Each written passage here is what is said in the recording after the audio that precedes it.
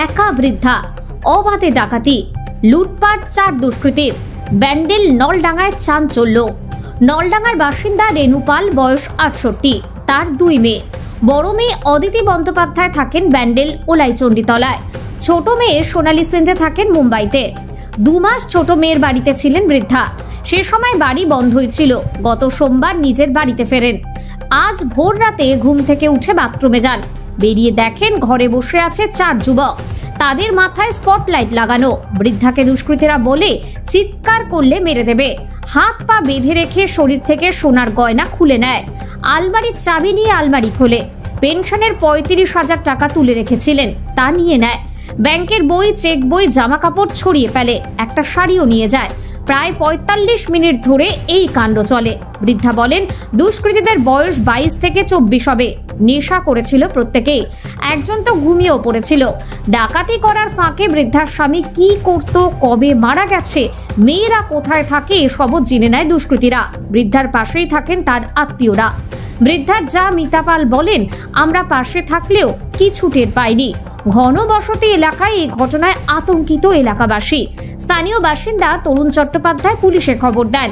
Bandel police ফাঁড়ি থেকে police আসে ঘটনার তদন্তে। কোদালিয়া 2 গ্রাম পঞ্চায়েতের স্থানীয় পঞ্চায়েত সদস্য শুভঙ্কর রাহা বলেন, বড় রাস্তাগুলোতে পুলিশ টহল দেয়, কিন্তু ভেতরের রাস্তাগুলোতে পুলিশ যায় না। এর আগে পুরনো কোদালিয়া এই ধরনের একটি ঘটনা হয়েছিল, তবে নলডাঙ্গায় এই প্রথম। দুষ্কৃতীদের ধরুক পুলিশ, টহল বাড়ুক, এটাই চাইব। ব্যুরো রিপোর্ট, 24 ঘন্টা খবর। রাত্রিবেলায় তো দরজা বন্ধ করে শুয়েছি। এই 3টের আগে আমি বাথরুমে গেছি। বাথরুম থেকে বেরিয়ে এসে দেখছি 4 জন এখানে বসে আছে।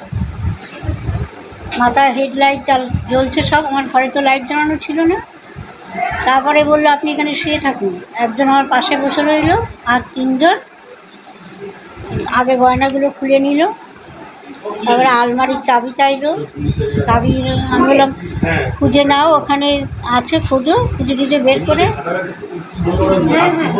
টুকটাক সোনাদানা ছিল ভিতরে, জিজ্ঞেস করে নিয়েছে। লাস্টে ব্যাগে 70,000 টাকা ছিল। যা যা কাগজপত্র ছিল ব্যাগ শুদ্ধ নেয়নি। কাগজটার মধ্যেই ওরা জিনিসপত্র নিয়ে চলে গেছে। প্লাস্টিকটা বেশ বড় ছিল। না না, মারধর করিনি। আমি ওর সঙ্গে কন্টিনিউ কথা বলছি, মানে মারবি না আমাকে।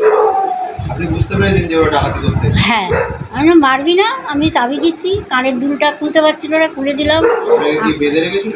না, বাঁধিনি। জানলা ফান্না বন্ধ করে যাবে। রাত্রে সব ঘুমাচ্ছে, জানে কেউ টের পাবে না, আওয়াজ করবে না। না, আওয়াজ করছি না, ওরা নেই। না, বসি না, আমাকে শুয়ে দিয়েছি, শুয়ে থাক না। আর একটা এখানে বসে হাতে রড ছিল, এরকম মোটা মোটা এই সাইজের। হ্যাঁ, পিছনে দেখলাম গামছা দিয়ে এরকম গোল কি বাঁধা, কি আছে জানি না, গলায় গামছা আর মাথায় হেডলাইট বাঁধা। আমার পাশে যেটা বলছে, হার্ডলি ওর 20-22 বছর বয়স হবে।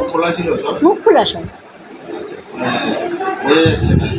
বোঝা যাচ্ছে না। বলছে, আমি তো ভালো করে তাকিয়ে দিচ্ছি, ওরা তো কাজ করেই যাচ্ছে না।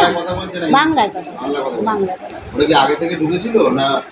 ওরা ঢুকে হয়তো ওইদিকে ছিল, আমি ঢুকার না। আমি যখন বাথরুমে ঢুকি তখন ওরা ঘরে ঢুকে গেছে।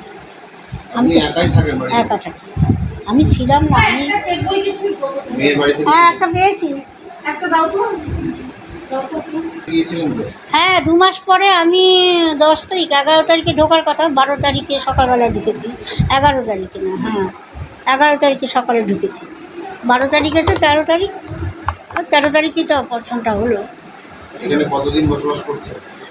এখানে বসবাস করছে অনেক দিন হয়ে গেছে। এই ঘর করা হয়েছে নতুন, 1.5 বছর হয়নি। আতঙ্ক তো বটেই। আমারই বললো, আমি পাশের বাড়ি যাচ্ছি। আমি তো ঘড়ি দেখতে পাচ্ছি না কটা বেজেছে। আমি প্রথমে খেয়াল করিনি। আমার হাত আর পা আমার ছায়া দিয়ে বেঁধে দিয়েছে গিট।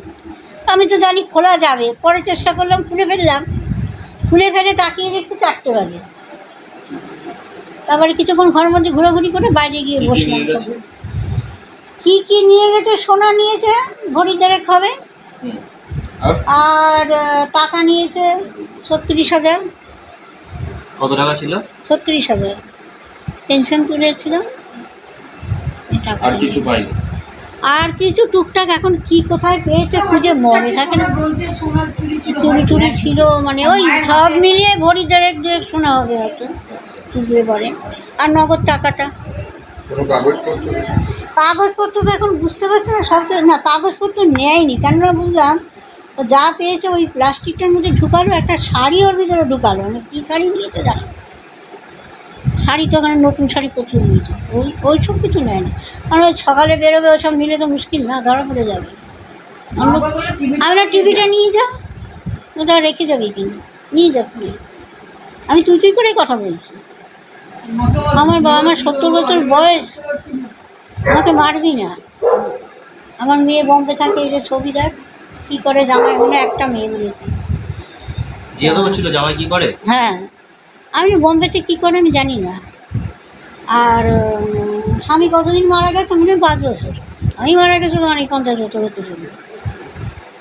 এরকম ভাবে কথা বলছিল আর হ্যাঁ, আমি দেখছিল নাকি? হ্যাঁ, কথা বলছি ওর সাথে নর্মাল সুস্থ মানুষের মতন।